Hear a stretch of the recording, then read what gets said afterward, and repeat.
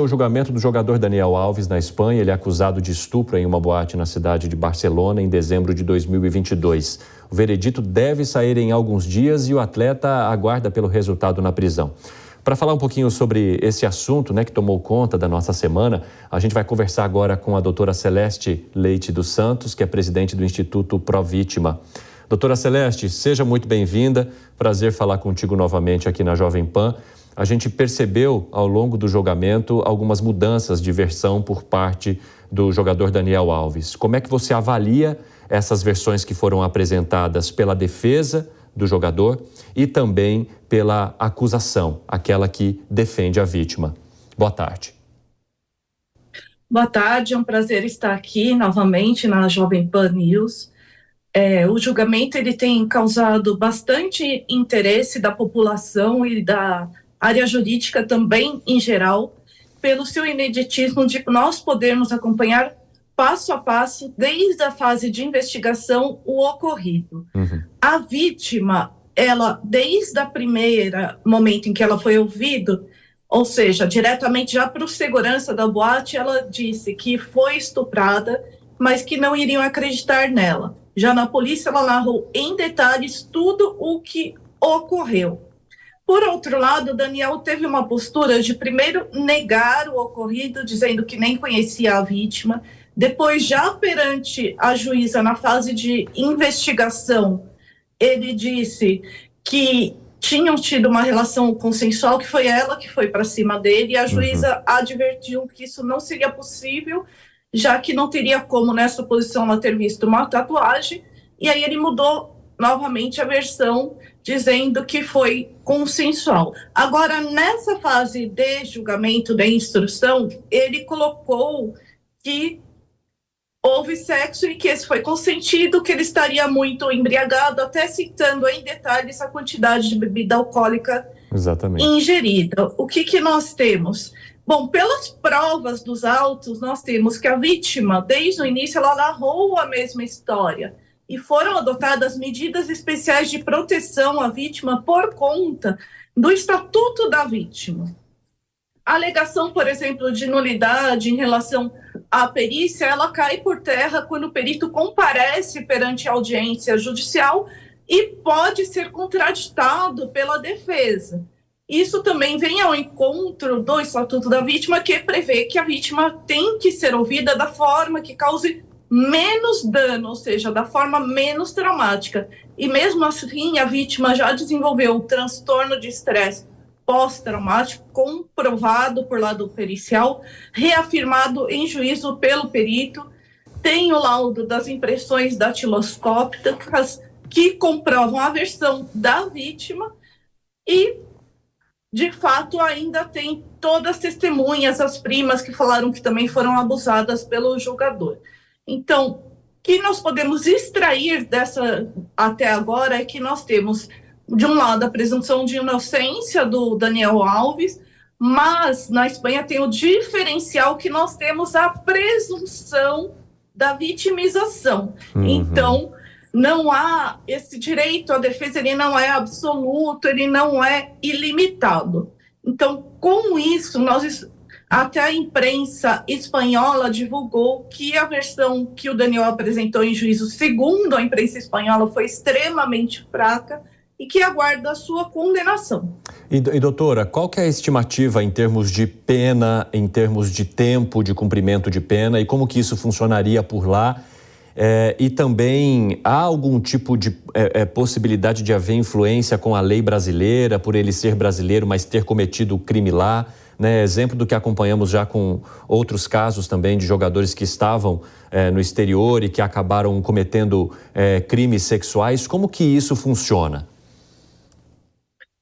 Bom, o dispositivo penal prevê uma pena mínima de 4 anos, o máximo de 12. Sim. O Ministério Público, considerando as circunstâncias do caso, as agravantes, como, por exemplo, a questão da traição, do abuso de confiança, da questão de ser um crime de violência de gênero, então ele pediu uma pena de 9 anos. A vítima que exerce uma acusação privada. Então, esse é um grande diferencial, a participação da vítima no processo penal, coisa que nós não temos no Brasil, nem mesmo em graus mínimos.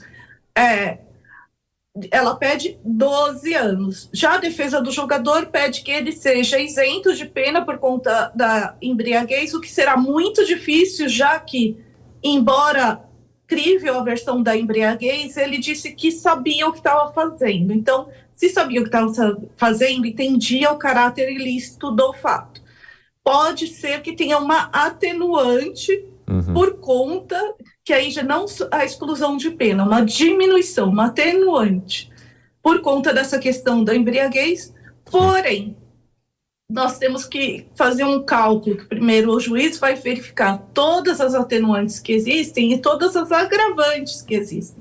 Se ele entender que preponderam as circunstâncias agravantes, não só não diminui a pena, como aumenta. Isso está previsto no conflito entre circunstâncias atenuantes com agravantes.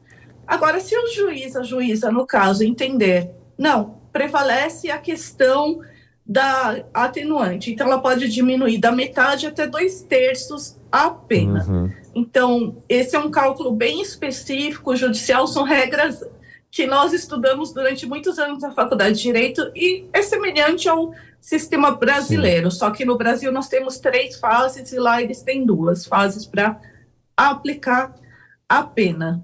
Doutora, eu já percebi aqui ao longo da nossa conversa algumas comparações que você fez em relação àquele caso e à lei que nós temos aqui no Brasil, né? Eu gostaria que a senhora trouxesse, de uma maneira geral, se a gente comparar o que nós temos aqui em termos de proteção da vítima, em termos de garantias de direito de uma vítima de crime sexual e comparando com o que está acontecendo com o jogador Daniel Alves e com a vítima em Barcelona, quais são as questões que mais diferem a forma como o caso é tratado lá e a forma como a maioria dos casos é tratada aqui no país? Bom, aqui no país já começa, por exemplo, que nós não estaríamos assistindo a esse julgamento desde a fase da investigação. Tem razão. Embora a Constituição diga que todos os processos são públicos, via de regra, está previsto que para a defesa da intimidade aqui no Brasil, o processo, sempre que for de crime sexual, ele é sigiloso. Para mim, há uma interpretação equivocada dessa regra, porque o sigilo ele existe para a proteção da vítima.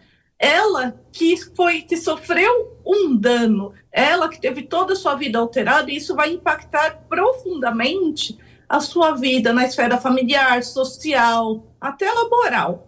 Então, eu acredito que nós deveríamos rever essa regra para que possamos seguir realmente o que diz a Constituição, ou seja, da publicidade dos julgamentos. Se uma pessoa está sendo acusada de um crime que é considerado hediondo, é direito da sociedade saber quantos e quantos, por exemplo, crimes sexuais acontecem contra crianças e adolescentes e ninguém sabe que isso está ocorrendo. Nos Estados Unidos, há um direito até dos vizinhos saberem se a pessoa é ou não acusada ou condenada por um crime sexual. Eles são alertados por isso. Nós não temos realmente o Estatuto da Vítima, que é uma determinação da ONU de 1985, e nós estamos 40 anos atrasados. Na Espanha, esse estatuto é de 2015. Então, eles adaptaram todo o sistema processual penal. Então, passa-se a entender que é a dupla face do juízo de garantias. Então, o juiz ele tem que garantir o réu, mas ele também tem que garantir a vítima. Ele não pode garantir só um dos lados. Sim. Uma outra diferença, em geral, a embriaguez não tem essa questão, essa redução drástica no nosso sistema, só se for uma embriaguez acidental. O que é uma embriaguez acidental? Você tem intolerância, por exemplo, a um jogador de futebol e ele tomou um remédio que tem álcool.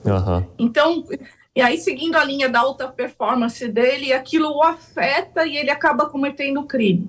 Então, seria uma embriaguez acidental. Aqui no Brasil isso exclui a pena, porém, não é o caso do que aconteceu. A pessoa foi a uma boate e se embriagou para se divertir, porque quis. Exatamente. A actio é libera in causa. Isso no Brasil é uma agravante, aumenta a pena, não diminui.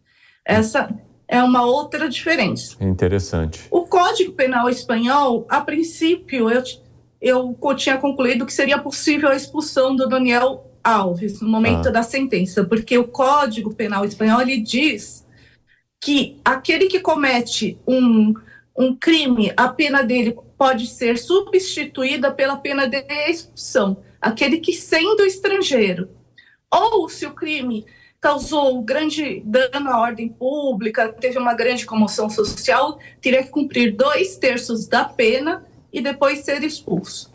Porém, eu verifiquei que o Daniel Alves ele também tem a cidadania espanhola. Tá. Então, no caso, eu acredito que não vai ser aplicada essa pena de expulsão, a não ser que haja uma revogação dessa cidadania. Porém, eu não encontrei nenhuma previsão na lei de que aquele que comete crime, não sendo de origem espanhola, mas uma pessoa naturalizada, que revoga-se a naturalização. Doutora Celeste, eu agradeço muito a tua disponibilidade em conversar conosco neste carnaval e em explicar um pouco desse caso, né, inclusive com essas comparações, e a gente se vê numa próxima. Muito obrigado. Eu que agradeço, um prazer estar aqui.